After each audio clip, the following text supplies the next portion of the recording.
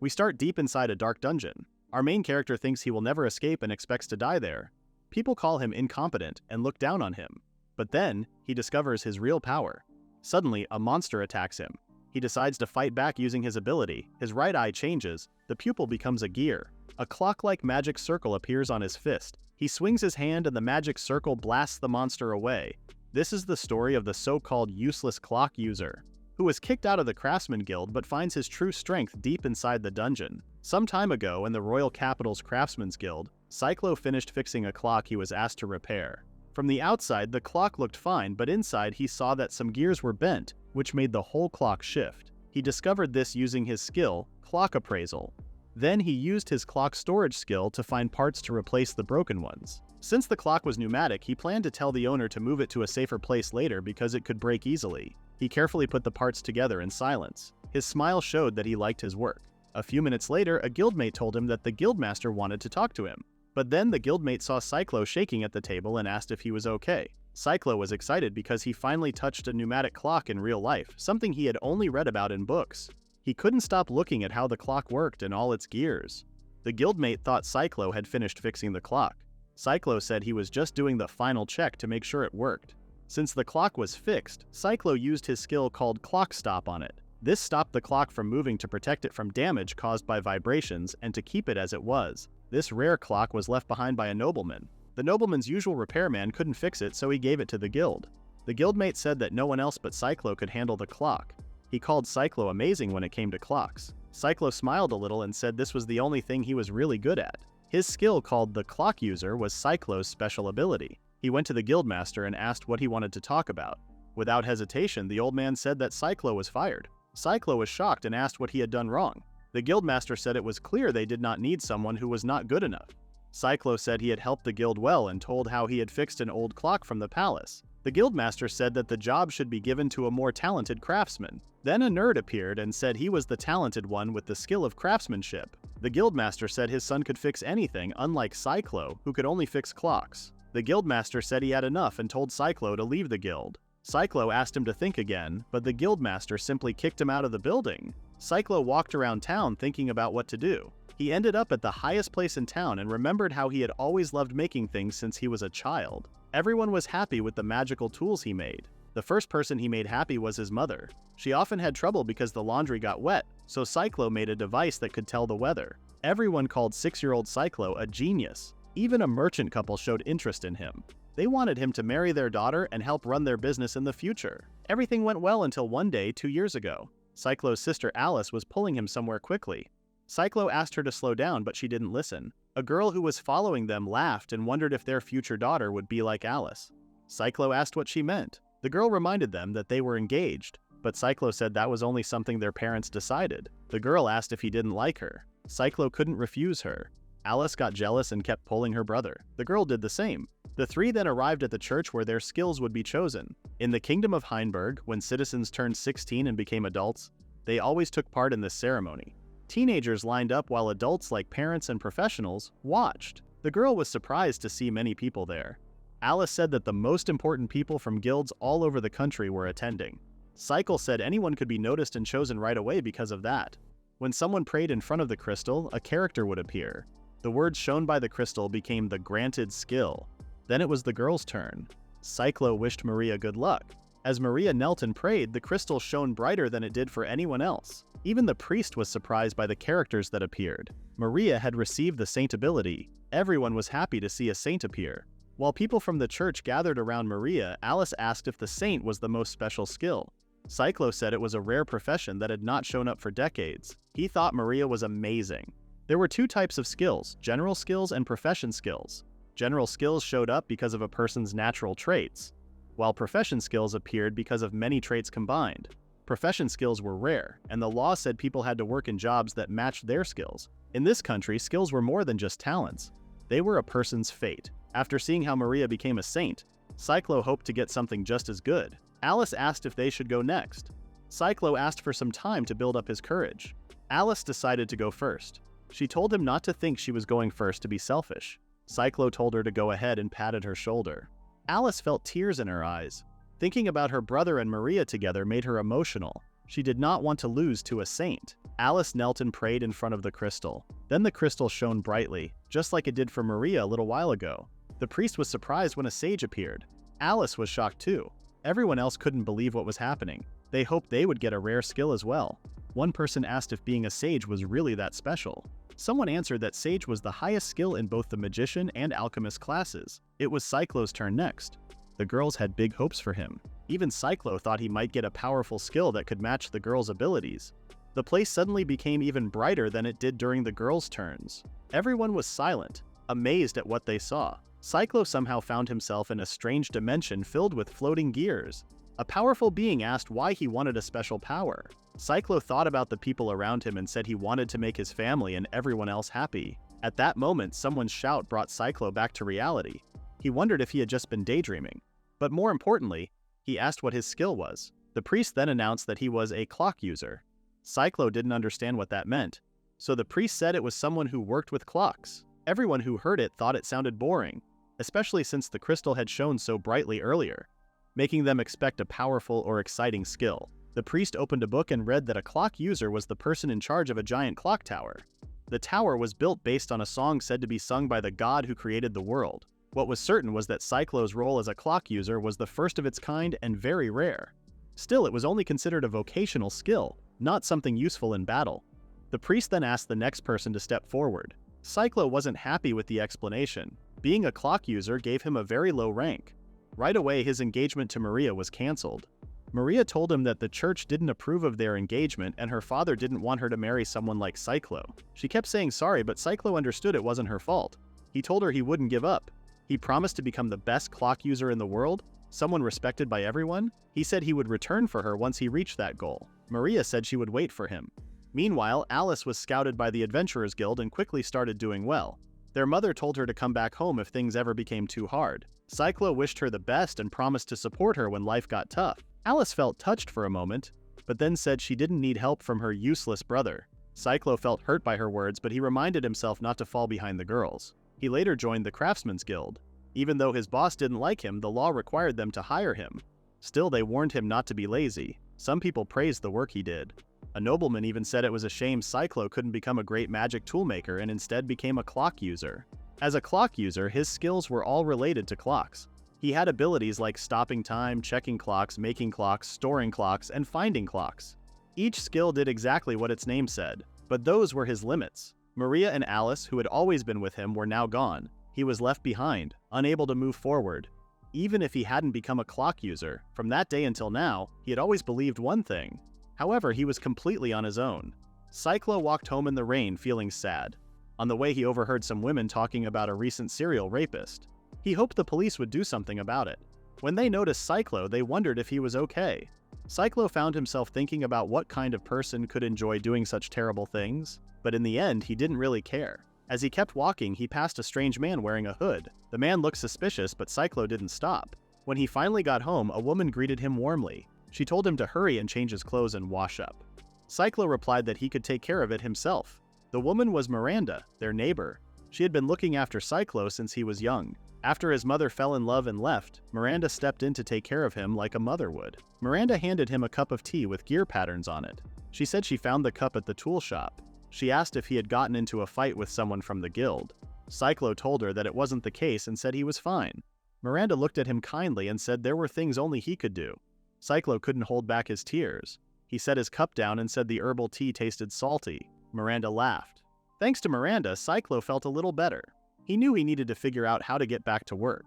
He thought about asking a regular customer to recommend him, but most wouldn't even let him in without a letter from the guild. Cyclo stopped walking when he heard two people talking about their next target. He had heard about these people before. They were being talked about a lot in town. He quickly used his clock detection skill and found out there were two people nearby. They were talking about a woman who ran a pharmacy shop in the middle of a neighborhood. Cyclo immediately knew who they were talking about.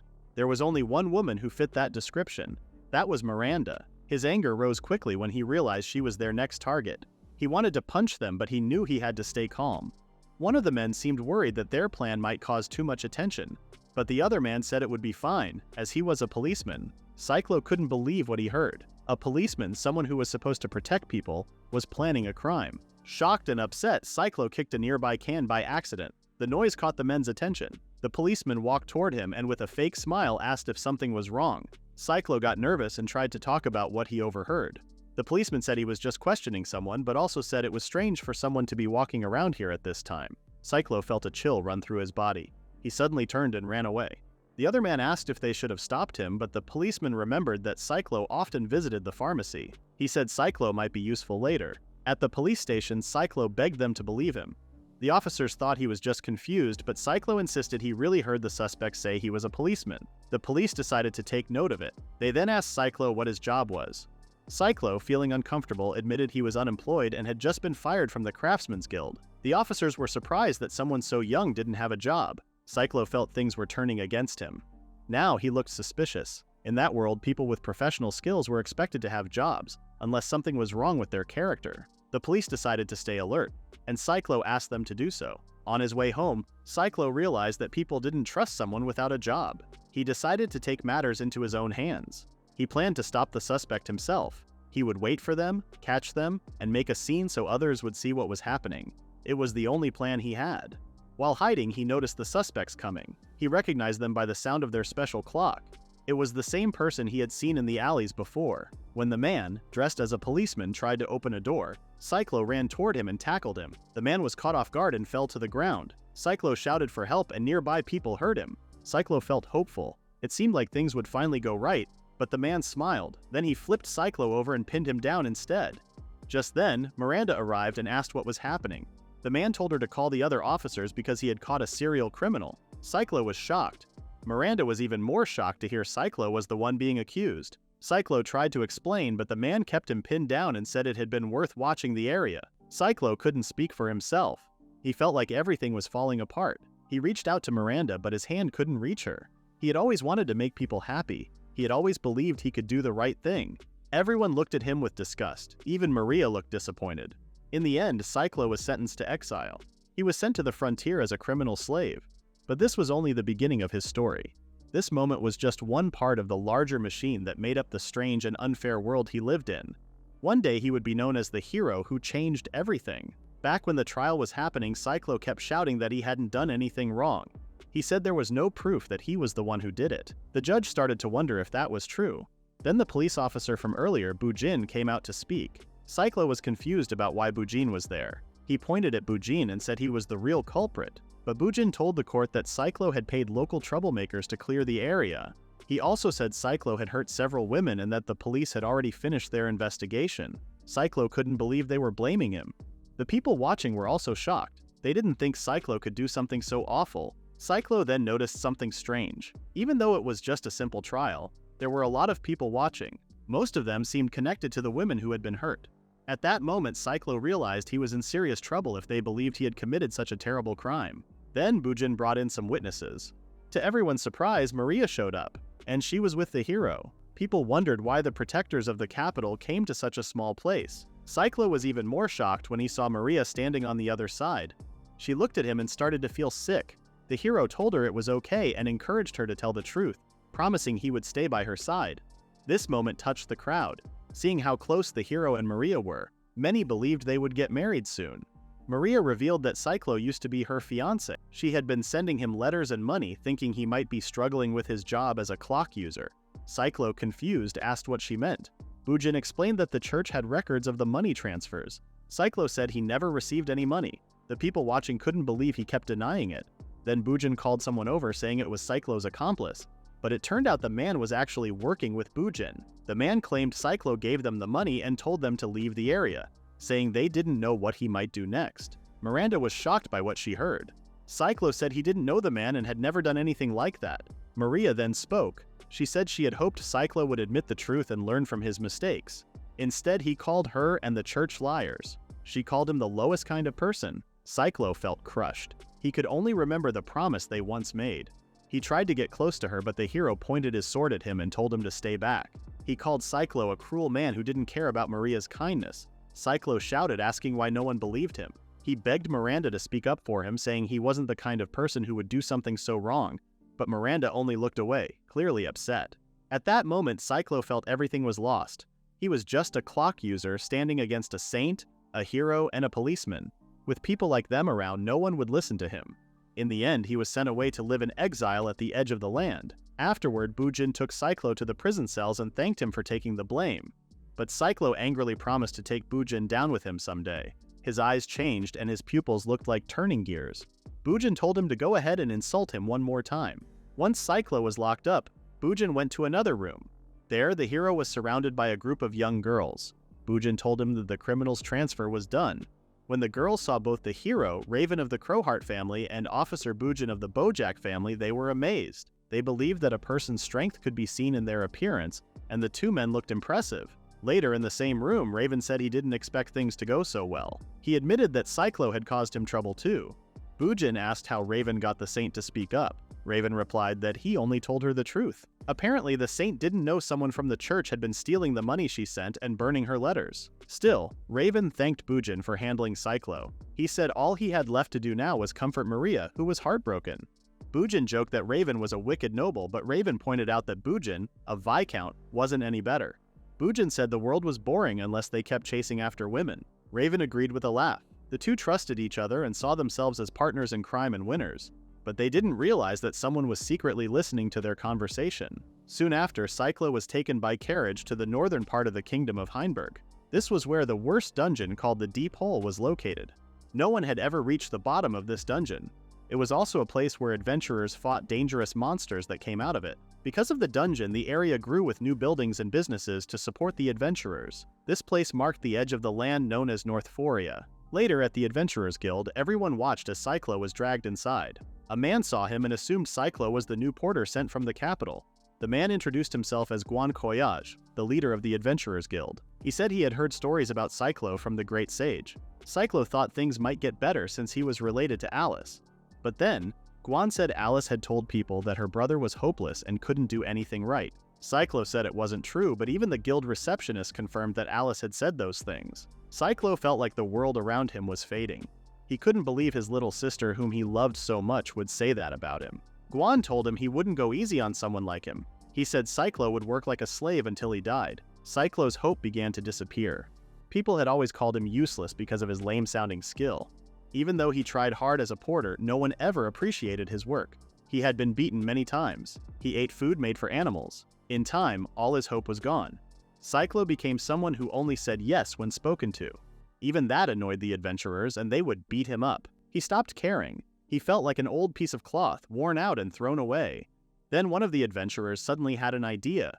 The adventurers dragged Cyclo to a hole that people believed was the entrance to the Deep Hole's abyss. Cyclo stayed silent the whole time. The adventurers were upset with his boring reaction. They said that even though they were A-ranked adventurers, they still made the effort to bring him there. They couldn't believe how useless Cyclo seemed. Cyclo, on the other hand, thought falling into the hole would be an easy way to die. But then, Cyclo saw something strange. He imagined Bujin asking him to take the blame and die in his place. This vision shocked Cyclo and made him snap out of his thoughts. He started to struggle because he realized he didn't want to die like this. His sudden movement made one of the adventurers angry and they pushed him. Cyclo fell into the hole, screaming as he dropped into the darkness until his voice faded away. Later, Cyclo woke up and looked around. He was surprised to be alive. It felt like a miracle. Even though he had thought life didn't matter now that he had almost died, he realized he still wanted to live. When he looked up, he saw thick spider webs above him. They had slowed down his fall. The fact that he was light and unconscious also helped him survive. Since he was still alive, Cyclo decided to figure out what to do next. He made a clock and saw that more than half a day had passed since he fell. He checked what he had with him: 1 bottle of water, a metal match, and a knife. His next worry was the monsters. He knew he was in a part of the deep hole that no one had explored before, so he needed to move carefully. At that moment, something hit the top of Cyclo's head, making him jump in shock. He looked up to see what it was. Above him was a giant creature. It had the body of a tall human, but its head looked like a monster. The strange creature was eating another monster. Cyclo couldn't believe what he was seeing. He stayed quiet and watched as the monster finished its meal. Then the monster slowly turned toward him. Its face had no eyes, but it growled in his direction. Cyclo froze. He had just seen this creature eat something way bigger than him. Before he could run, one of the monster's tentacles moved. It had an eyeball at the end and it spotted him. Cyclo took off, running as fast as he could. He knew he was in serious danger. He found a hole and jumped inside. The monster's attack barely missed him. Cyclo kept crawling deeper into the hole while the monster tried to reach in after him. He believed he would be safe if he kept moving. After a while, he saw a light up ahead, but when he got there, it wasn't a way out. It was a dead end, a huge drop that could lead to his death. No matter where he went, danger was waiting. 5 days have passed since Cyclo entered the hole. He noticed the monster still waiting outside as if it was saving him for later. Cyclo was weak and tired. He looked like a mummy. He couldn't remember the last time he ate a real meal. He wished he could eat his mother's meat pie again. At that moment, Cyclo started seeing things. He saw Maria and Alice calling out to him, telling him to join them. They said he didn't need to go through more pain. Feeling happy to see them, Cyclo stood up to go with them, but suddenly their voices changed. They said someone like him, who was useless, should just die. Cyclo screamed as he came back to his senses. He had almost jumped off while seeing those visions. Then he saw a lizard nearby. He said sorry to it as he picked it up. Without thinking, he ate it. He groaned in disgust as he chewed. When he saw the lizard's cut-off tail, he realized he was just like it. Because he couldn't protect himself, others had thrown him away when he became a problem. He got angry as he remembered everything. How he got his skill, lost his job, got blamed for something he didn't do, and how Maria left him. He couldn't believe it and he cursed out loud. He punched the wall again and again until his fists bled. He swore he would take revenge on everyone who had looked down on him. He wouldn't forgive them. He promised himself he would live no matter what. He shouted that he wouldn't die in a place like this. His anger caused a pillar of light to shoot up from the deep hole. The guards at the border saw it and rushed to report it to the Lord. Even Guan didn't know what was going on. Cyclo didn't understand it either. A glowing magic circle appeared around him shaped like a clock. His eyes started to look like turning gears. He stood there wondering what had just happened to him. Cyclo felt confused and wondered if the strange feeling was because of the lizard he had eaten. But that didn't make sense. His hunger was gone, and even his wounds had healed. He realized the feeling in his stomach was his body's internal clock. Using his powers, he turned his body back to a time when he was still full and healthy. Suddenly, images of himself flashed in his mind. He used Time Stop, and just like he thought, his energy and strength came rushing back. He found this helpful. He just needed to keep fixing his body and survive by drinking only water. Since the monster was still outside waiting near the exit, he chose to stay inside and think of a way to escape. Before this, Cyclo could only use his powers on mechanical clocks. But now, it seemed the saying was true. The more you use a skill, the better you get. His clock user abilities had grown. Now, he could control hourglasses, water clocks, and sundials, anything with the word clock, or anything that worked like a clock. He decided to start training. First, he made a water clock and a sand timer. By studying and analyzing them, he understood how they worked. Then, he removed the containers and used his magic to control just the water and sand. Next, he created a sundial and made a small sunlight orb using his life energy. It was only as big as his fist. To make a bigger one, he knew he had to improve his physical strength too. 1 month passed by with just physical training. Cyclo concentrated as he created the 3 types of clocks: sundial, water clock, and sand timer. He tried to heighten his awareness as he concentrated. He then used Time Stop to freeze the clocks in their perfect states. Cyclo was glad that he did it. He managed to finish the first step. Next thing to note was his skills application in battle. For now, he wrote down everything he had learned from studying the 3 types of clocks he could make. He was still worried that his clock perception wasn't very accurate because things like walls got in the way, and he knew he needed something better than just using his eyes. When he saw the sundial's sunlight orb shine on a water bottle, he got an idea. He could use the shadows instead. Discovering new things made Cyclo feel like a curious kid again, but this time he was also driven by the need to take revenge on those who had hurt him. To do that, he had to keep improving his skills. 2 months had passed since Cyclo started researching his power.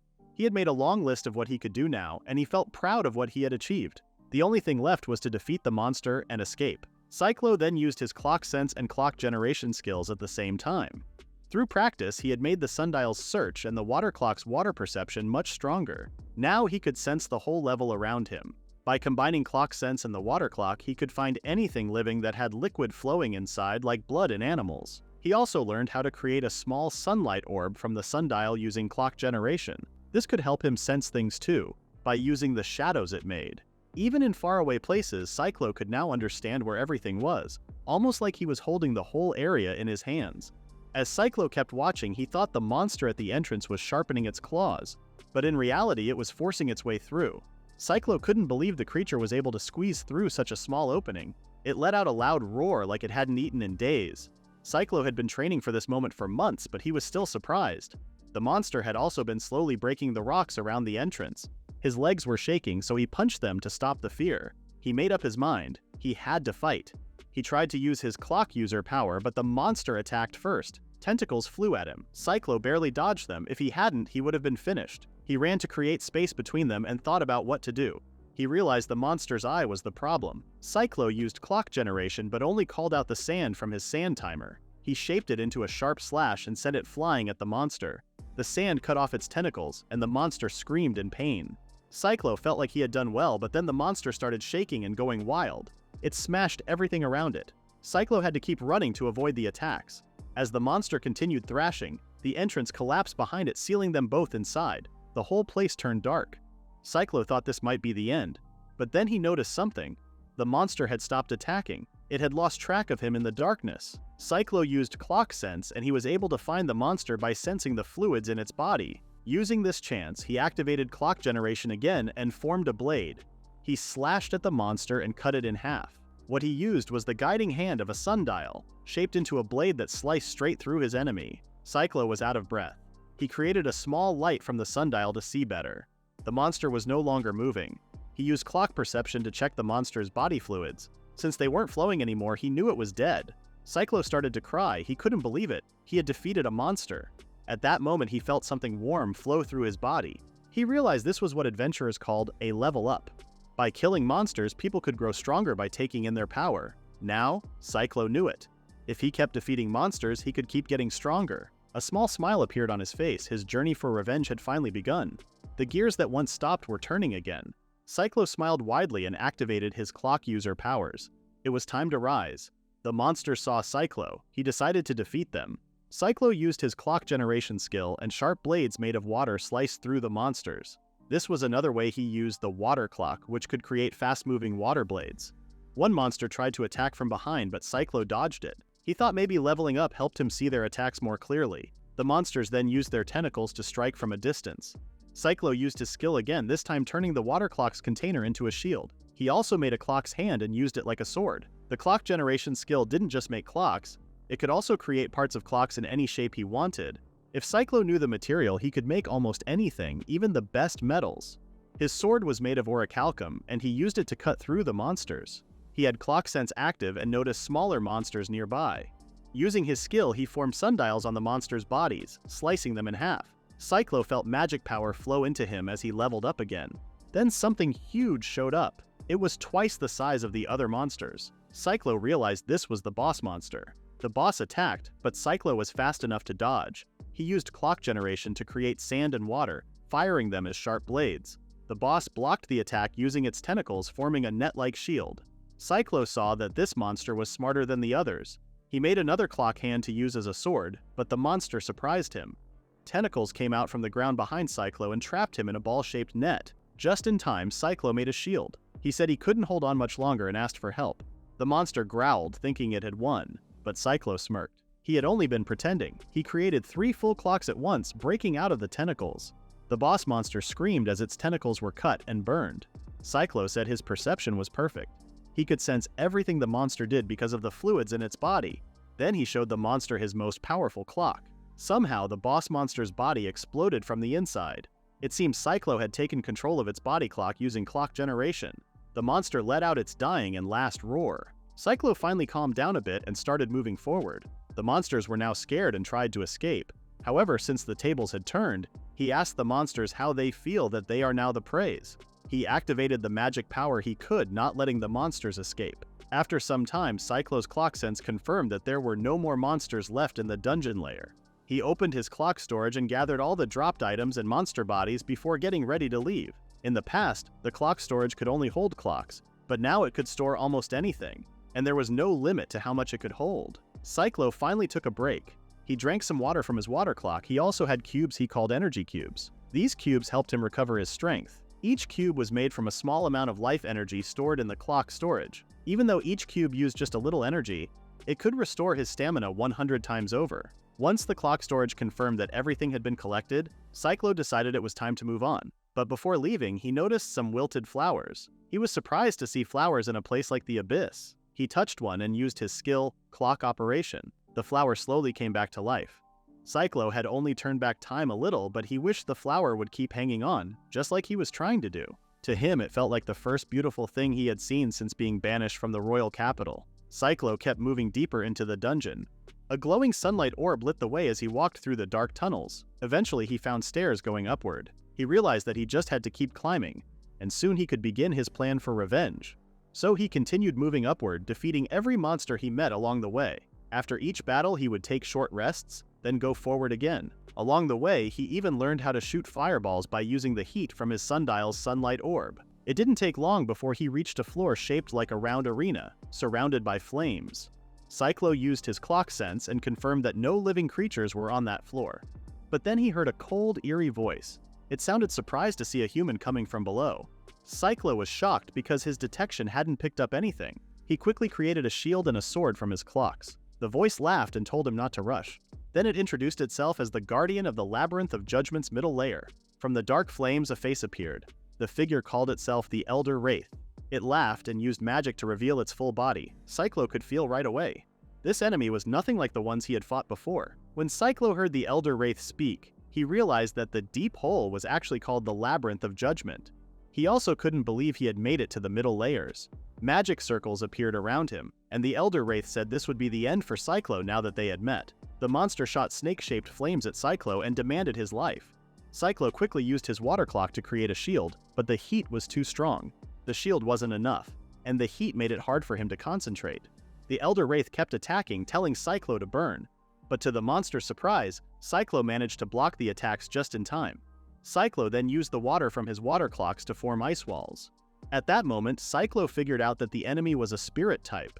Since the Wraith had no blood, Cyclo's clock sense didn't detect it. More than that, Cyclo was angry because the Elder Wraith looked down on him. Cyclo created a sunlight orb using his sundial, and a beam of light shot out and hit the monster. The Elder Wraith groaned in pain as the spot exploded. Cyclo was happy that it worked.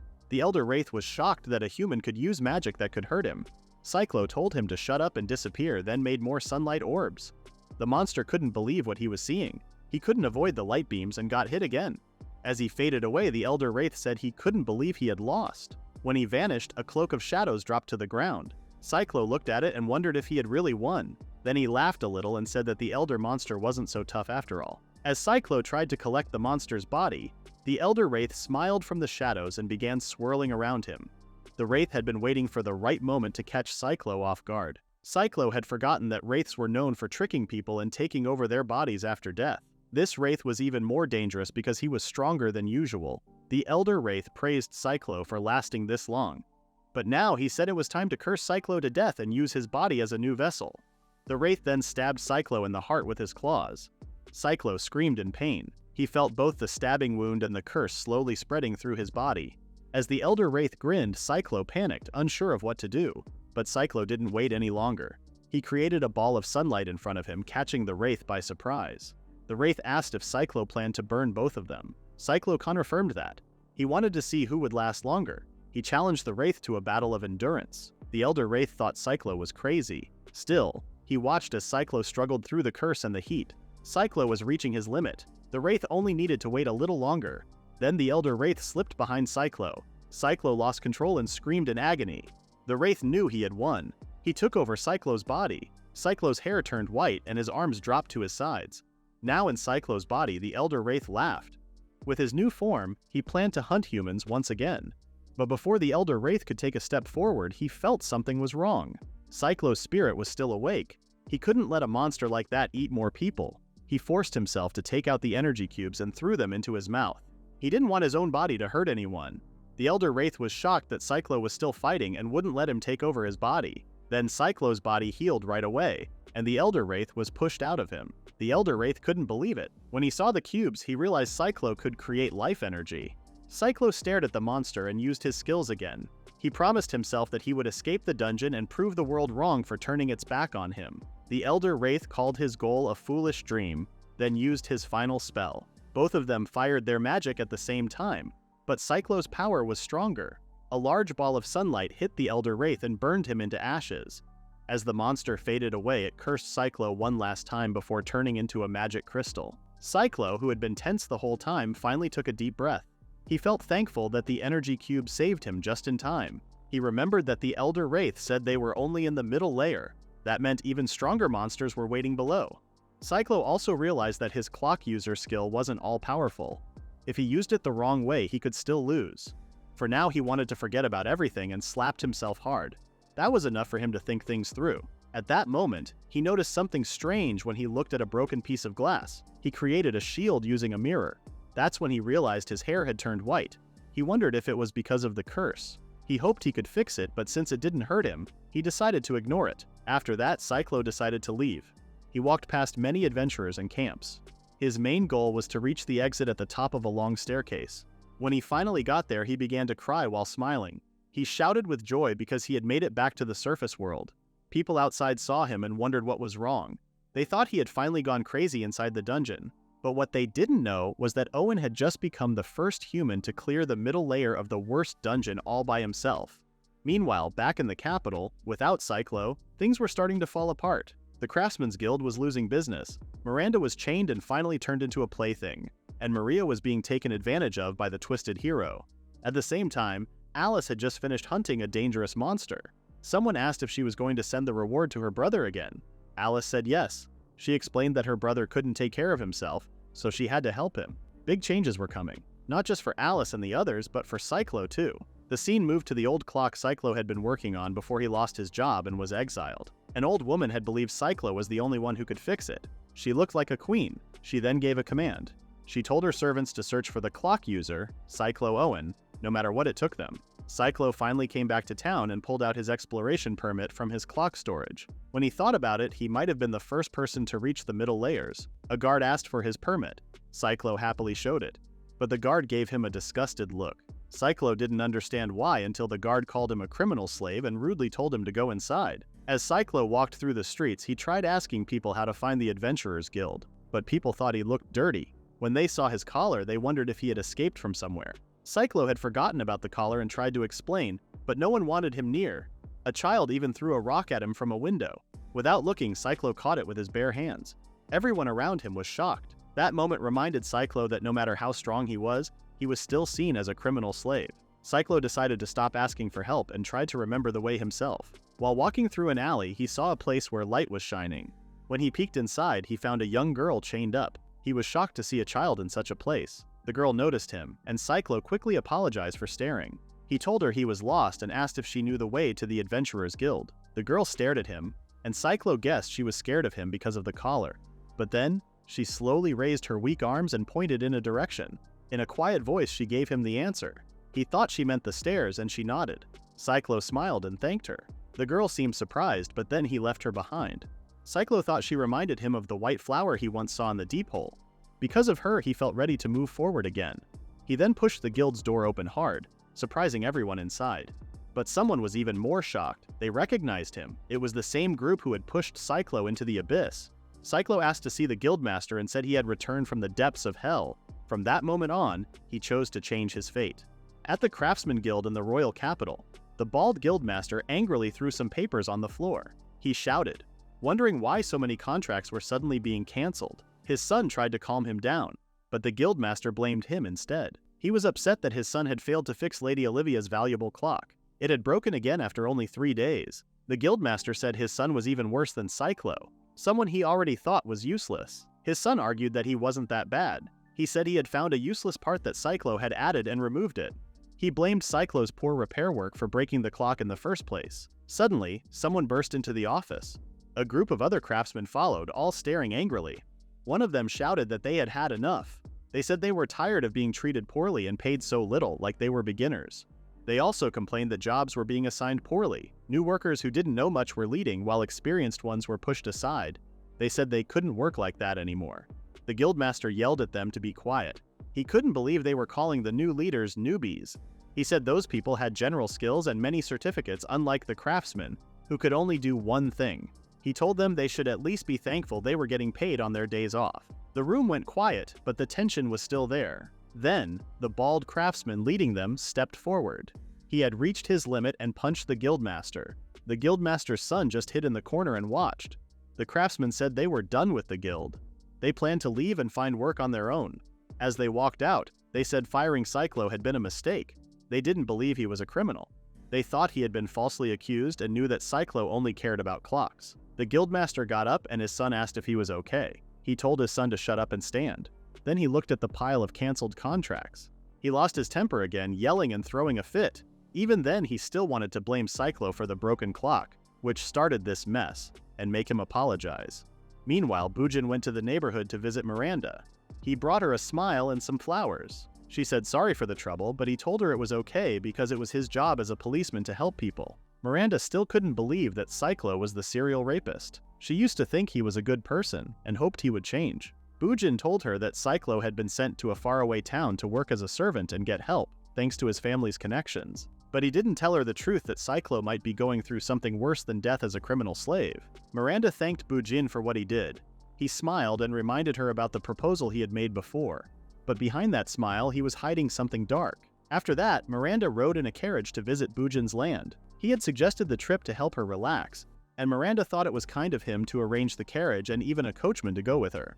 But then the carriage suddenly stopped. A man with a wide grin stood in front of her, holding a knife. He called out to someone behind him. When Miranda turned to look, she saw it was the coachman. Before she could react, the man covered her mouth. He quickly said he was only doing his job. Miranda had no idea what was going on. She started to panic and hoped Bujin would come to save her. At that moment, she heard a familiar voice. It was Bujin thanking the coachman and giving him money. Miranda was shocked. She looked at Bujin trying to ask for help, but Bujin only gave her an evil smile. That's when Miranda understood. Bujin had tricked her. She also started to wonder if Cyclo's case had been a lie all along. Cyclo's identity was finally confirmed because of his collar. He said sorry for disappointing them by returning.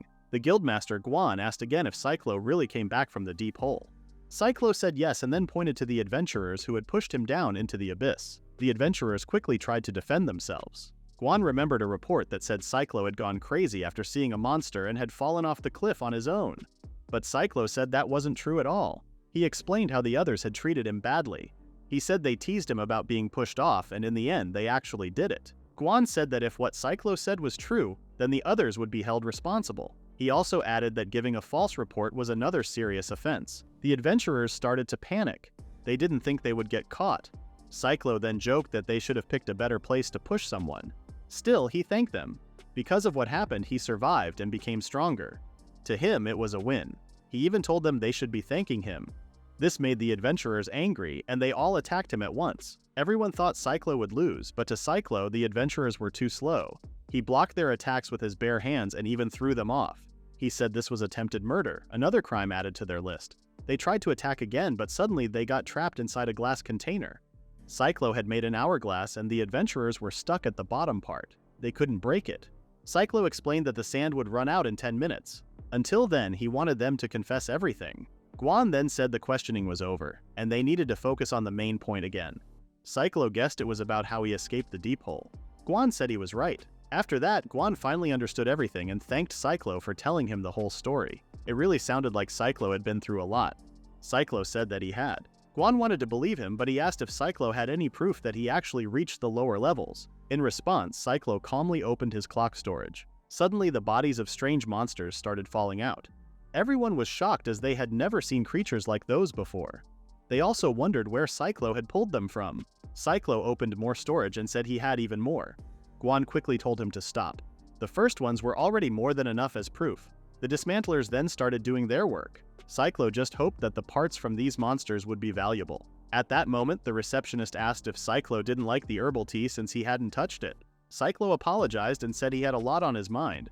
The tea had reminded him of Miranda. After a while, Guan came back with the results from the appraisal and gave a rough estimate. Altogether, Cyclo would receive 10,000 gold coins, which was the same as 100 platinum coins. Cyclo was speechless. When he used to work as a clock technician, he only earned 1 platinum coin per year. Now he was getting 100 years worth of his old salary all at once. He nervously asked if it was really okay for him to get that much. Guan confirmed it was. Every monster Cyclo brought wasn't recorded before, so of course the reward was that high. Cyclo understood. He thought that if he had discovered his true powers as a clock user earlier, maybe he could have spent his life laughing with everyone. But now, that no longer mattered to him. At that moment, Guan lowered his head and said sorry to Cyclo. He apologized for not doing anything while Cyclo was being treated badly. As another human being, he felt it was right to say sorry. He had known Cyclo was being abused, but since Cyclo was a well-known criminal slave, Guan chose to support the adventurers for the good of the guild. Cyclo understood that the guildmaster had ignored his suffering. Still, he agreed that it was probably the best choice for the guild. After thinking quietly for a moment, he said it was a selfish decision. Guan asked him to try and see it that way. This moment helped Cyclo realize that the guildmaster wasn't his enemy, so he asked for 100 platinum coins to buy his freedom from being a criminal slave. He also showed his criminal document, which stated that he had to pay 10,000 gold coins. Guan had almost forgotten about the guild's redemption system. Cyclo said he wanted to be free and become a legal adventurer. He asked if the guildmaster could help with that. Guan smiled and said he would. Cyclo was happy that Guan understood him quickly, and without waiting, he broke his own collar. The next morning, Cyclo woke up feeling rested. It had been a long time since he last slept in a real bed. When he looked out the window, he remembered going back to the garbage dump, but the girl he saw earlier was no longer there. He thought he must have imagined her since it didn't make sense for anyone to be there. Later at the Adventurers Guild, the receptionist greeted him and said she would call the guildmaster right away. Cyclo thanked her, though he still wasn't used to how differently she treated him now. Soon, Guan showed up and said Cyclo's adventurer registration was complete. The receptionist also confirmed that his deposit account had been set up. Cyclo was surprised by how fast everything had been done and thanked them again. Guan then gave Cyclo his guild card, proof that he was now an adventurer. Cyclo was confused when he saw the card was black. He had never seen one like it before and asked what rank it meant. Adventurers were ranked by their strength. When Cyclo used to work as a porter, he had the lowest rank. F ranks went from F to D for beginners, B and C for team fighters, A for strong solo fighters, and S for people with rare skills. Above them were the legendary ranked adventurers. Guan explained that Cyclo's black card was actually a legendary card. As for his exact rank, he told Cyclo to check it for himself. Cyclo was taken to a room with a special machine. Unlike the usual machines that had simple levers, this one looked more advanced. Guan said the normal machine wouldn't have worked for someone like Cyclo. Cyclo looked at the device and said he knew how to use it. He had never done a status check before when he was a porter, so he was curious to see how strong he had become since entering the deep hole. As soon as he pulled the lever, a bright light came from the machine. A screen showed his stats. Everything was at S level or higher. His guild rank was listed as triple S. Cyclo couldn't believe it. Guan said the results matched what Cyclo had achieved. Cyclo still thought it was hard to believe. Guan then brought up his sister Alice the Great Sage. She was an S-rank adventurer, and even she only had S-rank stats in her strongest areas, with the rest being A or B. But Cyclo had gone beyond all of that. Guan said it was something extremely rare in history. Cyclo thought it was crazy. It didn't even feel real to him. Suddenly, the guildmaster said he had a request for Cyclo. He asked if Cyclo was willing to meet the city lord. Cyclo was confused by the sudden request. Guan explained that he had told the lord about Cyclo and the lord became interested. He wanted to hear more directly from Cyclo. Cyclo went quiet. He thought this could be a chance to connect with someone powerful. Maybe he could use that to get back at the people who had treated him badly. He quickly agreed, since the offer sounded good for him too. Guan was pleased but suggested that Cyclo dress properly first. Soon after, Cyclo stepped into a shop that looked expensive. He felt nervous as he introduced himself to the clerk and asked for equipment. The clerk asked for his guild card and was shocked to see he was SSS ranked. She quickly ran off and asked him to wait. An old man appeared and greeted Cyclo. He was surprised to meet an SSS ranked adventurer and promised to make the best equipment for him. Cyclo noticed the old man's hands. They looked like the hands of someone who had worked for many years, an artisan. Cyclo believed he would do a good job and asked how long it would take. The old man asked him to wait a moment and said his job skill was Grand Couturier, a high-level tailor. As soon as he touched the needle and thread, he started moving fast, so fast that Cyclo saw blurs of his hands. It was like watching a music conductor in action. In no time, the clothes were finished. Cyclo liked how they looked, but something felt strange. The old man asked him to place his hand near the robe. When he did, a pattern showed up. It looked like the hands of a clock, and the robe automatically equipped itself on him. Cyclo felt like it was a perfect fit the moment he wore it. The old man explained that the pattern showed the wearer's natural magical energy and asked if Cyclo liked it. Cyclo smiled and said he loved it, thanking the old man. The old man smiled back. The clerk also suggested some extra items. Cyclo bought a belt, gloves, and boots. With that, Cyclo was ready to move forward. The next day, in a big mansion, a man said sorry for making his guests wait. He said his name was Demos Northfolia, and with him was his son, Cruz Northfolia. Cruz nervously said hello. Cyclo also introduced himself, but he was more focused on Cruz, who was staring at him with curious eyes. Deimos explained that his son really wanted to meet Cyclo because he looked up to adventurers. Cyclo noticed that Demos had called Cruz his son, and when he looked again, Cruz was dressed up like a noble's daughter, which surprised him. Deimos sat down and said there were 3 things he wanted to talk about. Cyclo already had an idea of what was coming. Before they started, Cyclo made it clear that he wasn't going to act overly polite just because Deimos was a noble. He said he came as an equal to talk, not to bow down. Guan felt a little embarrassed by Cyclo's bold attitude. Cyclo reminded them that it was Deimos who needed something from him, so the one who should be respectful was Deimos, not him. Guan sighed. Cruz looked at Cyclo with wide eyes, thinking he was cool. Deimos smiled a little and said he didn't plan to act all high and mighty in front of someone as strong as an SSS-ranked adventurer. Cyclo told Guan that Deimos seemed like a reasonable man after all. Then Deimos got to the main point. He wanted to buy information about the deep hole and was ready to pay at least 100 platinum coins. Cyclo was surprised. Deimos asked if that amount was enough and Cyclo said it was fair. Cyclo told Deimos everything he saw and went through inside the deep hole. Deimos thanked him because the information was already more than enough.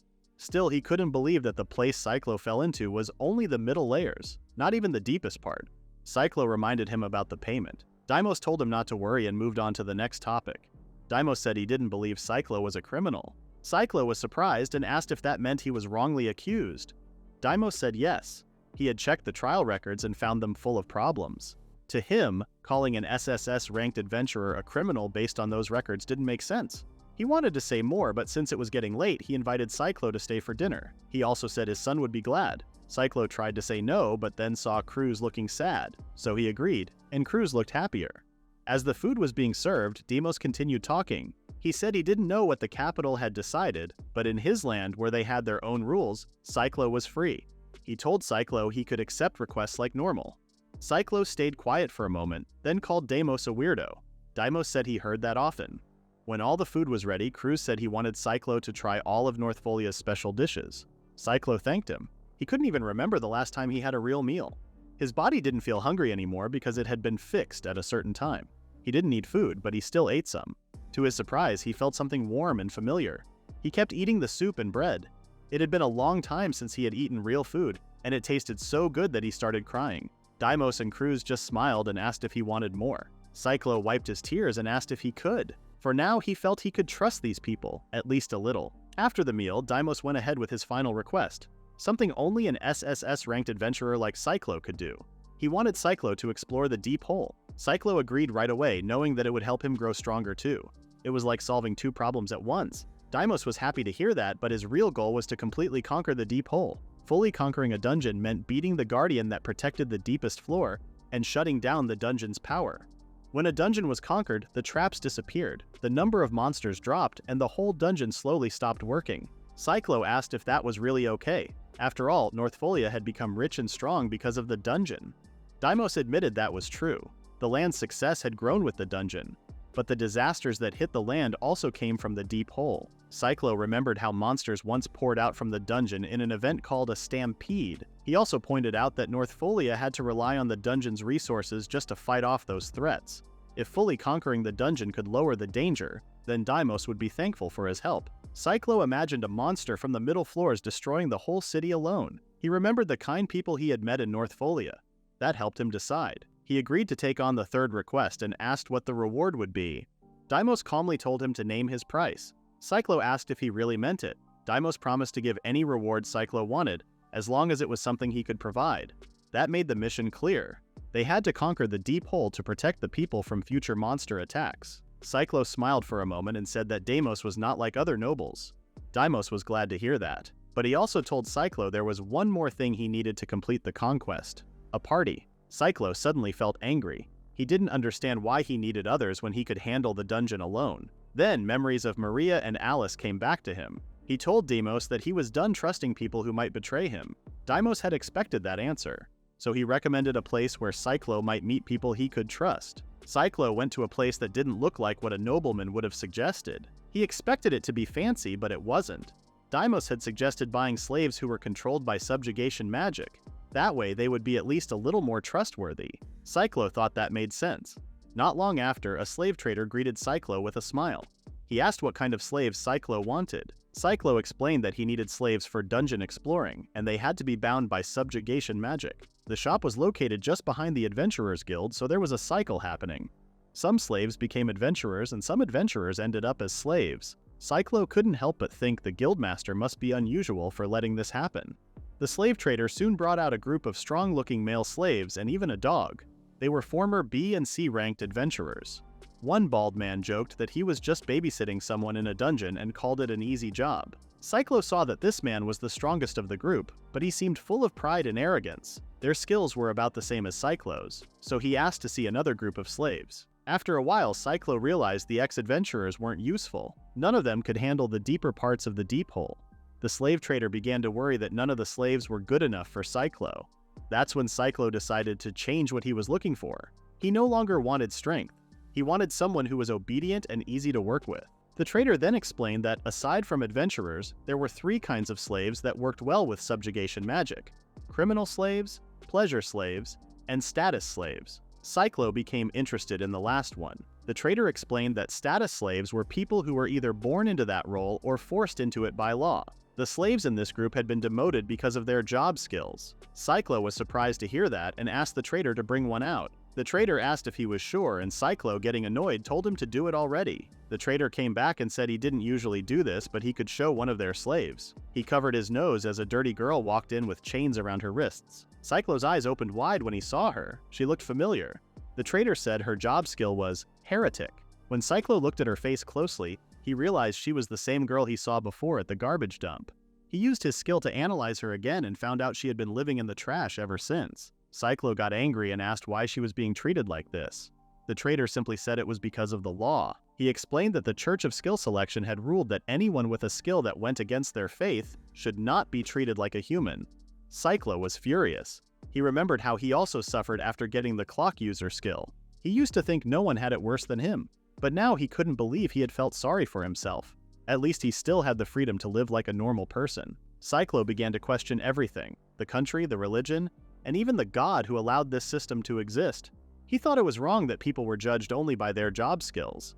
The trader assumed the girl wasn't good enough for Cyclo, but Cyclo surprised him by saying he wanted to buy her. The trader looked shocked and confused. Cyclo told him to go ahead with the sale. After the trader left, Cyclo got down on one knee in front of the girl and smiled. He asked her name. The girl's eyes lit up and she said her name was Mist Carmine.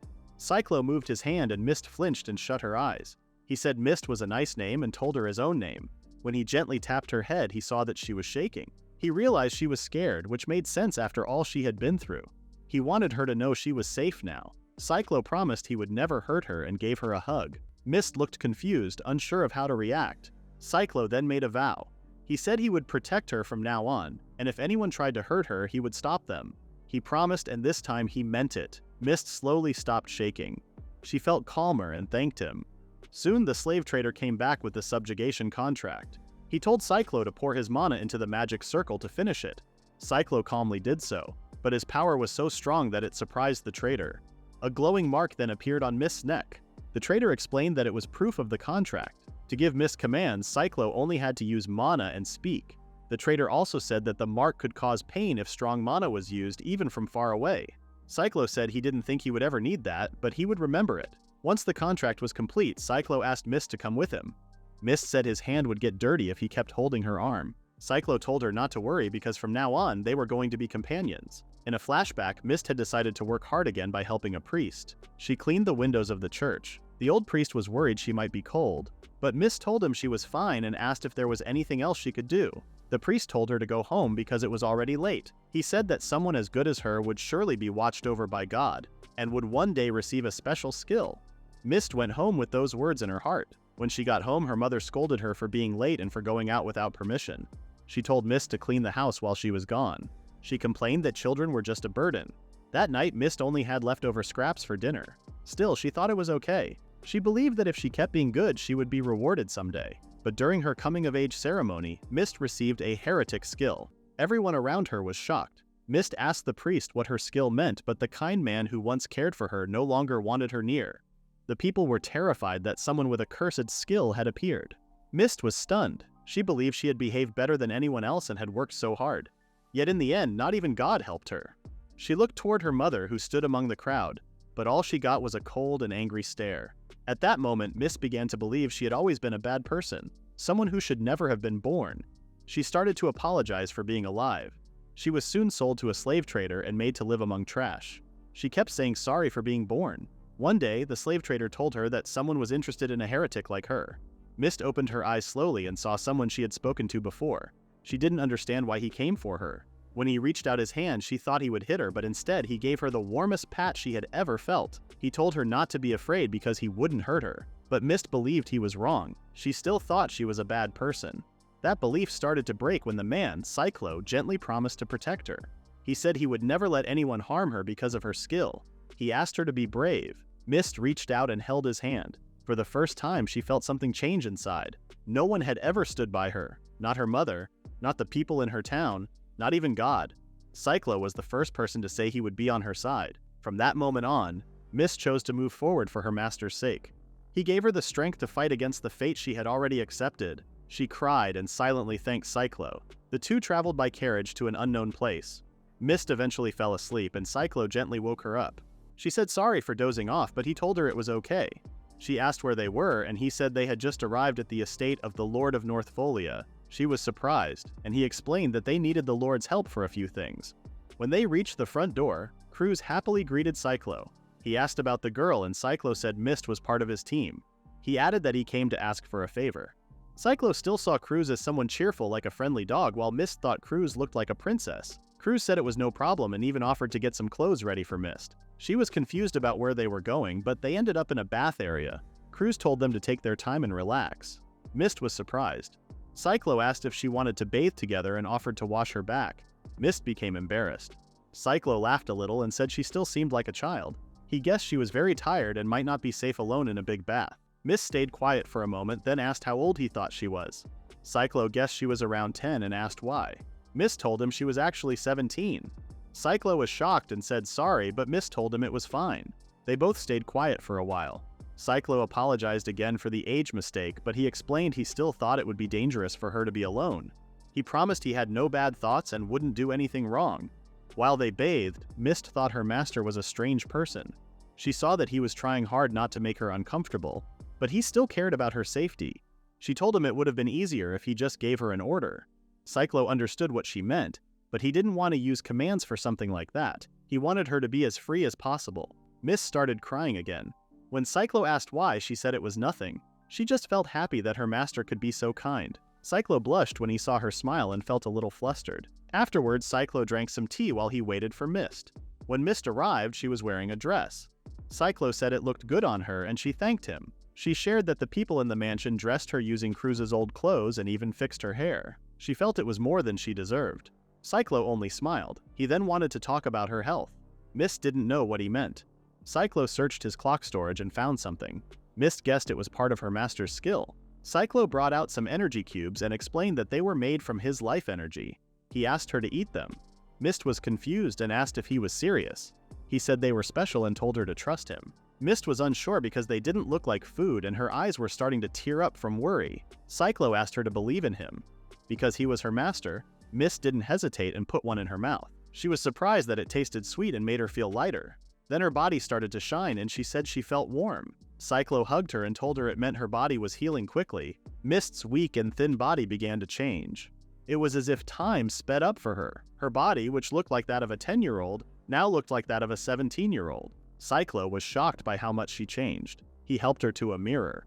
When Mist saw herself, she was surprised. Cyclo reminded her how powerful the cubes were. Mist agreed and said they were amazing. She also thought Cyclo was amazing, like a god. He said that was too much. But to Mist, it wasn't. Her life had changed in just one day, and her heart was full of happiness. After that, Cyclo went straight to the main reason he brought Mist. He told her he needed someone to go with him while exploring dungeons as an adventurer. Because of that, he gave her just one order. Mist clenched her fist, wondering what it could be. At the same time, Cyclo thought about the women who didn't believe in him before. His only order was for Mist to believe in him, no matter what. Mist was surprised and asked if that was really all. Cyclo said he didn't need anything else. She then sat in front of him with her back turned and showed her crest. She guessed that Cyclo had been through something difficult too, but believed he could relax now. Cyclo placed the order on her and said sorry. Mist said it was okay and held his hand. She said that even without the slave command, she promised to keep believing in him. Cyclo stayed quiet for a moment, then thanked her. Meanwhile, at the Adventurers Guild, a woman wearing a hood walked to the front desk and asked if anything interesting had happened while they were away. Other adventurers nearby talked about how she was part of an all-S-ranked team. The receptionist then told her about a skilled adventurer who had just returned from the unexplored parts of the Deep Hole. The woman was surprised, then smiled. She asked to hear more about the story. Soon after, Cyclo told Mist it was time to try using her skill, so they went outside together. Mist looked worried and asked if it would be safe. She said her skill was called Heretic, and if it turned out to be dangerous it might hurt Cyclo or the people in the mansion. Cyclo called her kind and told her it would be okay. He promised to handle whatever happened. His words helped Mist feel calmer and she said she was ready. Cyclo said he would send some mana into her and told her to try and feel the change. That was how she could learn to sense mana. Mist said she would do her best. When he started, she made a small sound. Cyclo asked if she was okay. Mist said she was just a little surprised. He focused again. Normally people learned to sense mana when they got their job skill. Cyclo wondered if no one had taught Mist this before. Mist then asked if something was wrong. Cyclo asked how it was going and Mist said she was starting to get it. He praised her for learning quickly. Mist looked shy and said she felt embarrassed but didn't mind when he patted her head. Cyclo thought she looked cute. He told her the next step was to move the mana around inside her body. He explained that there were places where mana flowed and that her skill would be found in one of those spots. Some people believed it was connected to the soul. He thought this part was hard for most people, but he was willing to wait. To his surprise, Mist said she had found it. She said it was inside her, but it felt like it was also nowhere. It was a strange feeling. Cyclo told her that was the right spot and told her to send mana into it. Mist followed his instructions and activated her Heretic skill. It was a skill that people usually feared. A huge magic circle appeared above them. Cyclo realized it was a holy magic healing spell that covered a large area. He recognized it as Holy Heal. Excited, he hugged Mist and said she was amazing. Mist shouted in surprise, saying her skill was like that of a saint. Cyclo said it was rare to even use holy magic at all. Most people started with simple, single-target healing spells. He repeated how incredible her skill was and hugged her again. Mist said he was squeezing her too tightly. Cyclo apologized and said he would be more careful. Mist activated her second skill. A large barrier formed around them. Cyclo looked closely and realized it was barrier magic, a type of defensive shield. He was shocked she could already use intermediate-level magic. He then explained that Mist's abilities were split between light magic and holy magic. Both were known for offense and support. Mist was surprised that Cyclo knew so much about her skills. Cyclo stayed quiet for a moment, then shared that he once had a fiancé with a holy-type job skill. Mist noticed his expression was the same as when he told her to trust him no matter what. She realized it was something she shouldn't ask about again. She said nothing more and instead activated her third skill. Cyclo grew excited, expecting something powerful. Mist focused and explained that she could fix different things with this skill. Cyclo asked what she meant. She gave examples like making a nearby flower healthy again or removing a curse from her master's hair. Cyclo paused, then shared his concern that her third skill might be restoration magic, a legendary spell said to restore anything. Mist was shocked and asked if she really had such power. Cyclo said he had only heard of it before. He wondered if those were her only skills, but Mist said she had 2 more. Cyclo thought for a moment. Even saints were only known to have 4 skills.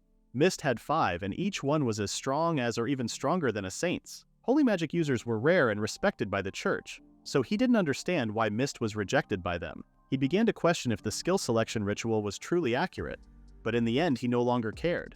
What mattered now was Mist's power. He asked her to activate her 4th skill. When she did, a pair of transparent wings appeared on Cyclo's back. Mist apologized for the sudden effect, but Cyclo told her not to worry. He felt stronger, and Mist said the skill also weakened enemies around them. Cyclo realized it was a power that both helped allies and weakened opponents. When he asked how much mana it used, Mist said it was more than the previous 3 skills. Knowing that, Cyclo suggested saving it for special situations. He decided to call it Sanctuary. Mist seemed confused at first, but Cyclo explained that naming a skill could make it stronger. It helped the caster picture the effect clearly. He said the name meant something like a sacred domain. Mist liked the name and thanked him. Cyclo smiled and told her she could name it herself, but Mist said she already liked the one he gave. Soon, the boost effect wore off. Cyclo explained that some skills had lingering effects while others didn't. He told her there were 2 kinds of skills, active and passive. Active skills needed mana to activate. Passive skills were always working in the background. Mist understood that her magic worked because she had passive skills in holy and light magic. Cyclo praised her for learning quickly. Mist then chose to show her final skill. As soon as she activated it, she felt lighter on her feet. Cyclo asked her to try jumping. With very little effort, Mist jumped much higher than expected. Cyclo caught her and guessed the final skill might be related to physical strength or weapon handling. He suggested they visit the town later to look for weapons and armor. Mist asked if her skills would be useful to him. Cyclo said her talent was even greater than a saint's. Mist was happy to hear that and asked him to put her down. Cyclo apologized. After that, the two went back to eat lunch. Still, hearing the word saint brought back memories for Cyclo, but he reminded himself not to think about the past anymore. They had already chosen to walk different paths from that day on. That is the end of the recap at Chapter 11. Please read the pinned comment about the next part.